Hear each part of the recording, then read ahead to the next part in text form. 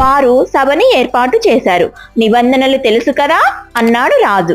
అందుకు బదులిస్తూ, రాజా, తప్పులు చేయనిది ఎవరు? అందుకు నేను మినహాయింపు కాదు. తెలియక ఏదైనా తప్పు చేసినంత మాత్రాన నన్ను ఊళ్ళో ఎవరూ దూరం పెట్టలేదు. నేను కూడా నాకంటే చిన్నవాళ్ళు తప్పు చేస్తే వారి పొరపాట్లు సరిదిద్దుతాను. నాకు యువరాణి అవ్వాలన్న తాపత్రయం ఏమీ లేదు, కానీ అద్దంలో చూడ్డానికి నాకెలాంటి భయమూ లేదు అంటూ అద్దం తీసుకొని అందులో చూసింది.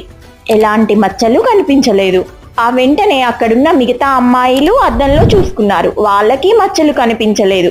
వెంటనే రాజు కలగజేసుకొని, ఇది సాధారణ అద్దమే, కానీ మీరెవరూ ఈమెల ఆత్మవిశ్వాసంతో ముందుకు రాలేదు. అలా వచ్చింది కాబట్టి ఈమె ఈ రాజ్యానికి యువరాణి అయ్యింది. ఈ కథ మీకు నచ్చినట్టయితే మా ఛానల్ లైక్ చేయండి, షేర్ చేయండి, కామెంట్ చేయండి. మా ఛానల్ తప్పకుండా సబ్స్క్రైబ్ చేయండి.